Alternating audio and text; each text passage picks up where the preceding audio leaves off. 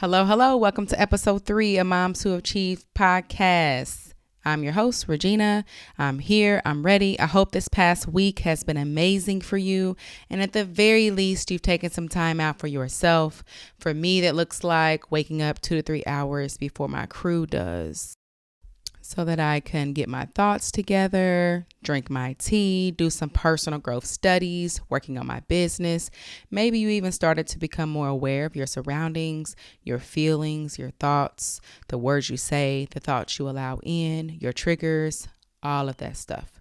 For me, today was hair day, which means I was pretty frazzled most of the morning, but like any other hair day, we got through it.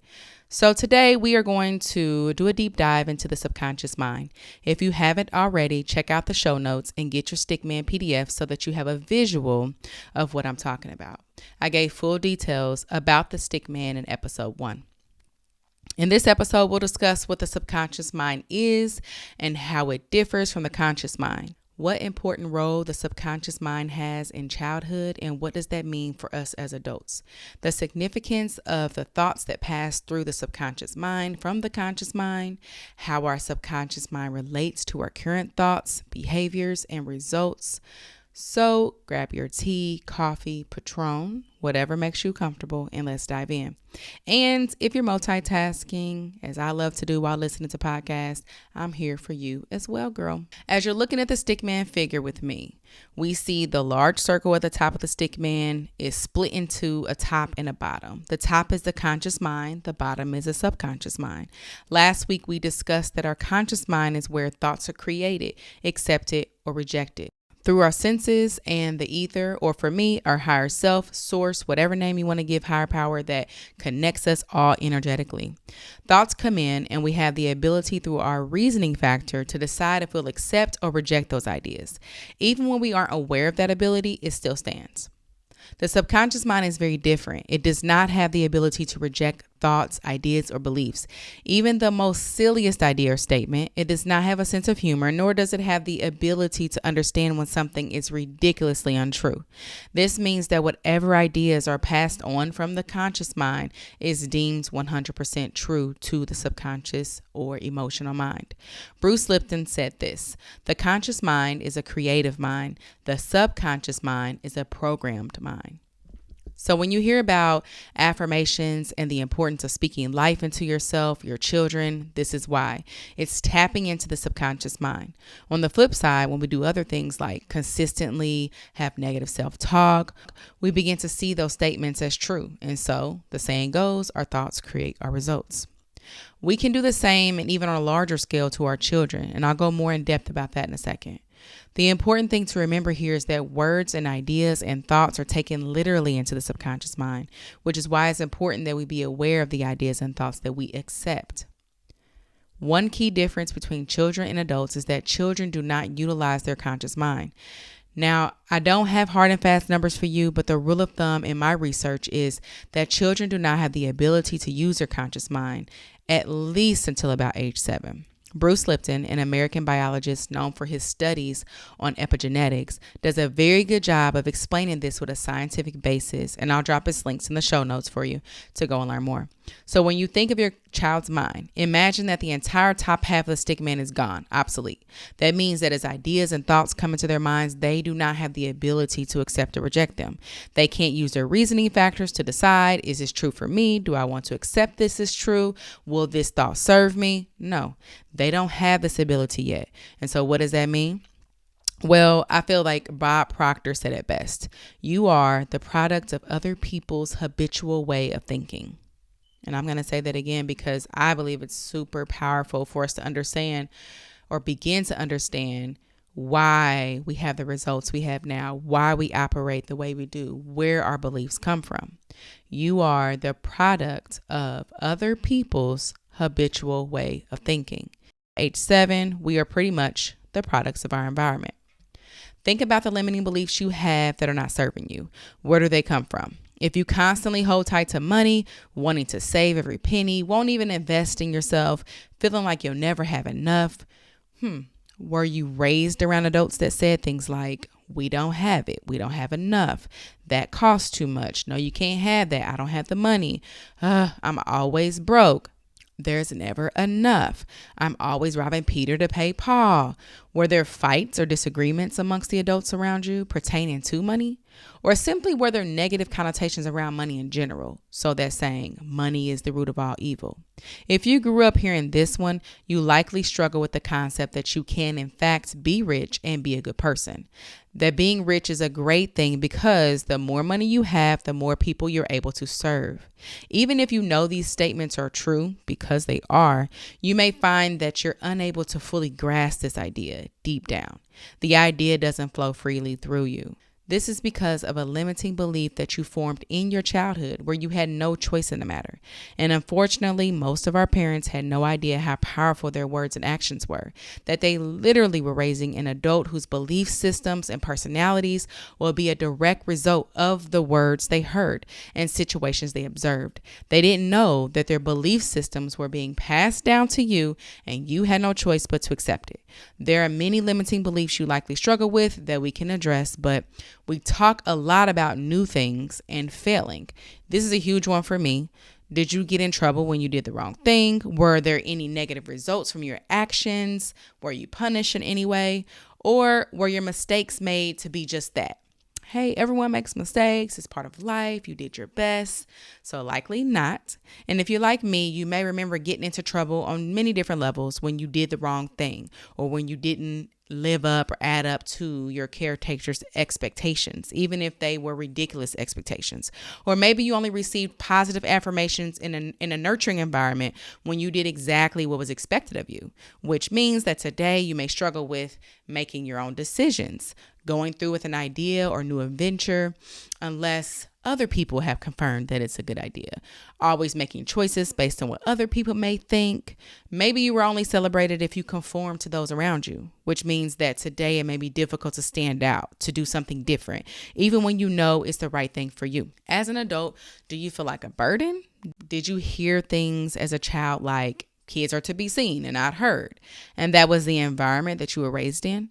Are you afraid to speak up for yourself or communicate your needs? Do you struggle with walking in your light? Because girl, each of us have one. We were all given some sort of special gift, maybe multiples, that this world needs. What about your eating habits? Can you see how that is reflected in how you were raised? What about your relationships? Did you observe your caretakers gossiping about their friends or people they supposedly cared for? Did you see betrayal between the adults around you? Maybe you have the inability to trust people now. So the point being is that in most cases, you didn't just end up as you are.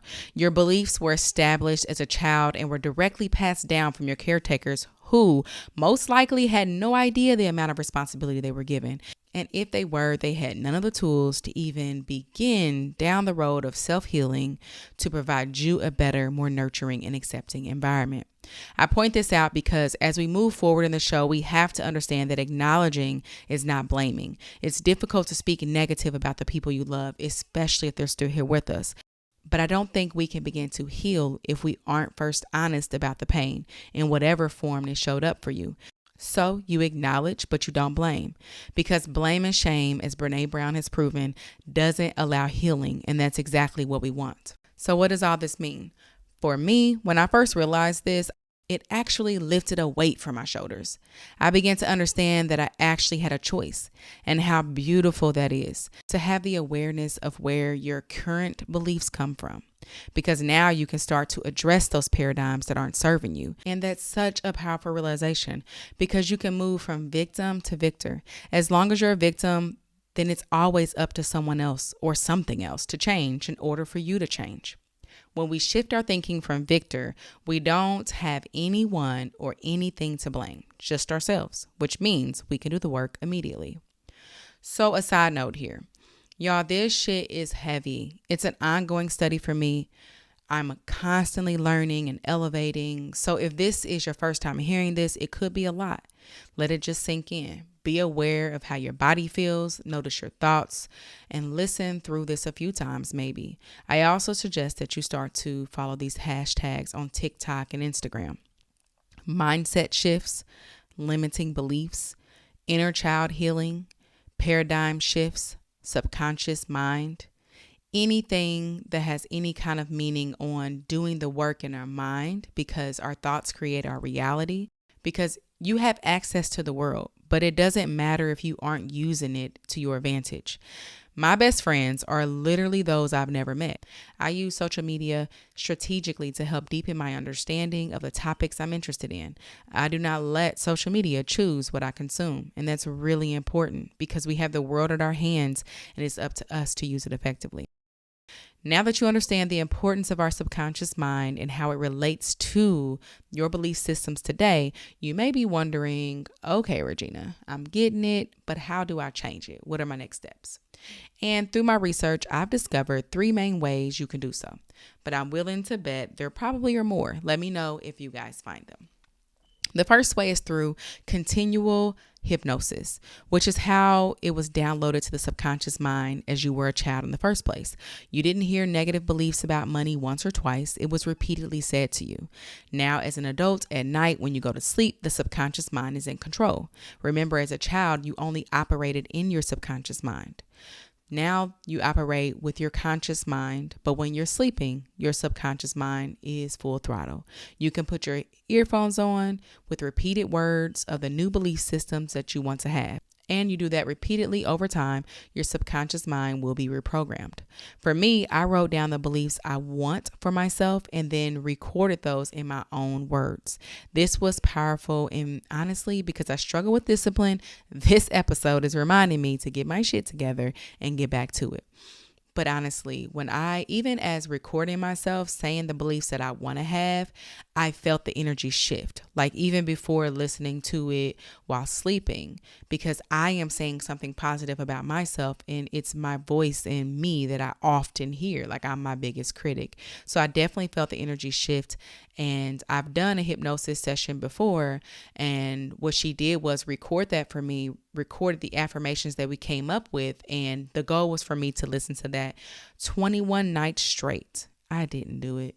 That was like a year or so ago. I'm a different person now, but the point being here is that science proves that this works. Second, after our beliefs are established around age 7, to learn something, we have to do it through constant spaced repetition. So practice. We have to practice over and over again. So if you wanted to create a new belief, for example, money is amazing, money is good, you have to constantly affirm and repeat that to yourself over and over again. Listen to YouTube videos validating how great money is, constantly speaking this into your mind, rejecting negative thoughts about money when they come in from conversations, social media, or whatever other outlets you engage in. You intentionally flood your mind with a new belief, because as you continue to allow a specific thought come in, your subconscious mind can't do anything but accept it to be truth. And y'all, I'm talking a lot about money, but this is about anything, whether it be religion, whether it be fear, whether it be thinking that you don't have what it takes, whether it be trying to lose weight, you'll never be able to do it. You'll never be able to get your finances together. I know what I want to do in life, but I'll never be able to do it. It doesn't matter. Just take out money and insert that belief there. So there you have it. We talked in depth about the subconscious mind today. I feel like that's the most important. Well, maybe I wouldn't say that, because the conscious mind is where we create. That is where the ideas come in at. I guess I believe the subconscious mind is what we overlook so very often because we don't understand the power of it. But when you understand that anything that you can get your subconscious mind to accept as reality has to be, it's kind of exciting because you can remove things, you can change it. I'm not saying it's easy, but you can change those limiting beliefs that are passed down that you no longer agree with, that does not serve you. And you can instill those thoughts and beliefs that will help you reach your goal, whatever that might be. And now it's time for our Mom Who Achieves shout out. I want to shout out Shania Abdullah, who's not only a good friend of mine, but she is doing amazing work. I admire her in so many different ways. She is a slow life design coach. She works with people that want to opt out of the rat race and create life on their own terms, focusing on the areas of health, wealth, and home education. This means creating and following a clear plan to their dream life based in self-awareness, mind training, and intention. She's created an amazing digital course for parents that want to homeschool their children on their own terms, outside of the box. And y'all, she is definitely legit. She's homeschooled her children for 9 years now, all while running a business with her husband called Urban Evolution. In their business, they provide health and wellness products, and I have been blessed with many of their herbs and tinctures. If natural living is something you're interested in and without all of the fluff, Shania Abdullah is your mama. I'll link her website and social media handles in the show notes now. And with that, I'm going to wrap up this episode. I'll see you guys next week. You are a mom that's achieving, and I can't wait to see what you do. Be blessed.